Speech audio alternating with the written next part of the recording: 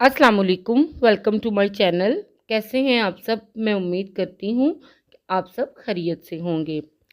आज हम बनाएंगे मटन मलाई हांडी और ये एक ऐसी रेसिपी है जो कि बहुत ही आसानी से और बहुत ही मज़ेदार बनकर तैयार होती है।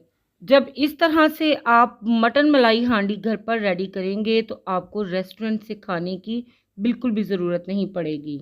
कम टाइम में मटन की एक बेहतरीन मज़ेदार सी रेसिपी बनाना चाहते हैं तो फिर तो ये वीडियो बिल्कुल आपके लिए ही है। तो फिर बिस्मिल्लाह पढ़ के शुरू करते हैं इसको बनाना।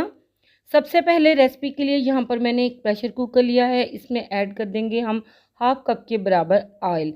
अब इसमें कुछ खड़े मसाले जिसमें 4 अदद सब्ज़ इलायचियाँ, एक बड़ी इलायची, 2 दालचीनी की स्टिक, 10 से 12 अदद साबुत काली मिर्चें, 5 अदद लौंग और एक कड़ी पत्ता। ये सारे खड़े मसाले हम ऑयल के अंदर ऐड कर देंगे और कुछ सेकंड के लिए हम इन्हें फ्राई कर लेंगे। जब इनसे बड़ी अच्छी सी प्यारी सी खुशबू आने लगे तो फिर साथ ही हम इसमें ऐड कर देंगे प्याज। प्याज़ों को मैंने स्लाइस में चॉप करके ऐड किया है और ये 2 छोटे साइज़ के प्याज हैं। अगर प्याज बड़ा हो तो आपने इसमें एक ऐड करना है। अब प्याज को हमने सॉफ्ट करना है, इसको हमने कलर नहीं देना। प्याज जब हल्की सी सॉफ्ट हो जाए तो इसमें ऐड कर देंगे मटन।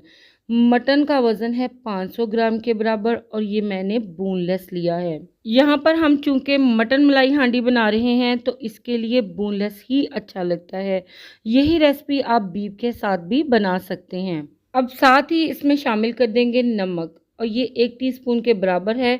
नमक आप अपने जायके के मुताबिक ऐड किया करें। मटन को हमने यहाँ पर 4 से 5 मिनट के लिए हाई फ्लेम पे खूब अच्छी तरह से भून देना है। और आप यहाँ पर देखें कि इसका कलर चेंज हो गया है, पिंक से ये हल्का सुनहरा सा हो गया है। तो इसका मतलब है कि ये अच्छी तरह से भून चुका है। तो अब हम इसमें शामिल कर देंगे 1 टीस्पून पिसा हुआ लहसुन और 1 टेबलस्पून के बराबर पिसा हुआ अदरक।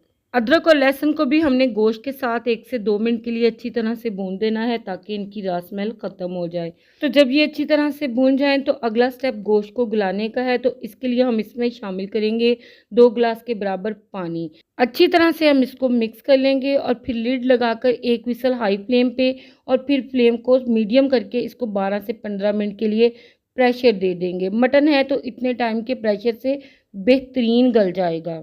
तो यहाँ पर 15 मिनट के प्रेशर के बाद मटन को हम चेक कर लेते हैं। आप देखिए यहाँ पर मटन बड़े अच्छे तरीके से पक चुका है और इसका बिल्कुल थोड़ा सा स्टॉक बचा है। एक पीस को हम चेक करेंगे तो देखें ये बेहतरीन गल चुका है। अगर आप इसको बीफ के साथ बनाएंगे तो आपको इससे 20 से 25 मिनट का प्रेशर देना पड़ेगा और कुक करने के लिए पानी की क्वांटिटी भी थोड़ी सी ज़्यादा रखनी पड़ेगी।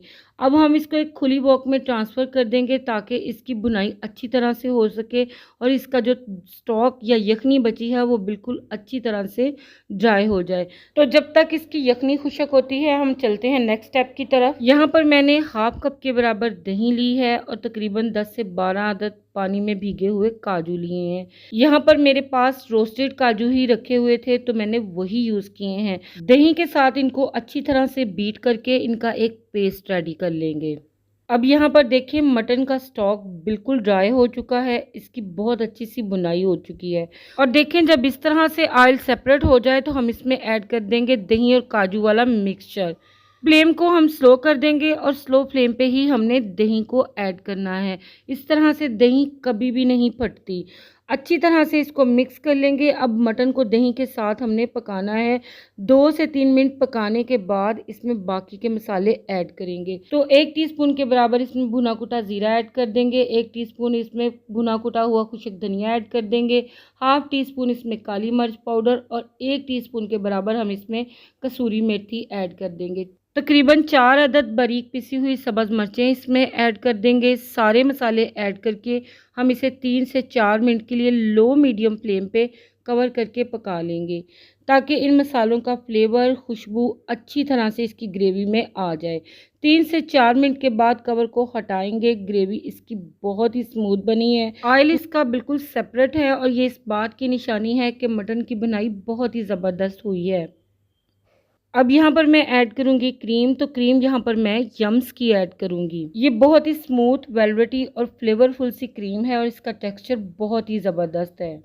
तो 4 टेबलस्पून के बराबर मैं इसमें क्रीम ऐड कर दूँगी। इस क्रीम से ग्रेवी में बहुत ही रिच फ्लेवर आएगा। क्रीम ऐड करके हमने इसको अच्छी तरह से मिक्स कर देना है। आप देखें ग्रेवी का टेक्सचर माशाल्लाह से बहुत ही ज़बरदस्त हो गया है और इस क्रीम की खासियत ही यही है कि आपके खाने को बहुत ही मज़ेदार बनाती है। और जैसे जैसे आप इसको कुक करते जाएंगे वैसे वैसे इसका टेक्सचर गाढ़ा और वेलवेटी होता जाएगा। अब लास्ट में हम इसमें ऐड करेंगे 1/2 टीस्पून के बराबर गरम मसाला पाउडर। अगर आप इसको शुरू में डालेंगे तो ग्रेवी का कलर डार्क सा हो जाएगा जो कि बिल्कुल अच्छा नहीं लगता। हल्का सा इसके ऊपर कटा हुआ सब्ज़ धनिया ऐड कर देंगे और साथ में सब्ज़ मिर्चें। तो जी बस ये है फाइनल लुक मटन मलाई हांडी की। हल्का सा इसको मिक्स करके सर्व कर देंगे। बहुत ही बेहतरीन, बहुत ही मज़ेदार ये मटन मलाई हांडी रेडी हो चुकी है। माशाल्लाह से इसकी लुक चेक करें। जब इस तरह से आप मटन मलाई हांडी घर पर रेडी करेंगे तो आपको रेस्टोरेंट से खाने की बिल्कुल भी ज़रूरत नहीं पड़ेगी। यहाँ पर फ्लेम को बंद करेंगे और इसको हम गर्मा गर्म सर्व कर लेंगे। सर्व करें आप इसको पूरी पराठे, रोगनी नान या प्लेन राइस के साथ। यकीन करें आपकी फैमिली की दावत हो जाएगी और खाने वाले इसका जायका बिल्कुल भी भुला नहीं पाएंगे। किसी भी दावत के लिए एक आइडियल और एक परफेक्ट रेसिपी है। अपनी दावतों के मेन्यू में इस रेसिपी को आप ज़रूर शामिल कीजिए। मेरी रिकमेंडेशन से आप इस रेसिपी को एक बार ज़रूर ट्राई करें तो खाने वाले आपसे बार बार इस रेसिपी की फरमाइश करेंगे। आज की ये मटन मलाई हांडी की रेसिपी अगर आप सबको पसंद आई हो तो वीडियो को लाइक करें, अपने दोस्तों और रिश्तेदारों में इसको ज़्यादा से ज़्यादा शेयर करें। चैनल पर अगर नए हैं उसको सब्सक्राइब नहीं किया तो जल्दी से चैनल को सब्सक्राइब कर लें। अपना बेहद ख्याल रखिए, दुआओं में मुझे याद रखिए। फिर मिलते हैं इंशाल्लाह एक बहुत ही मज़ेदार सी नई रेसिपी के साथ। तब तक के लिए अल्लाह हाफिज़।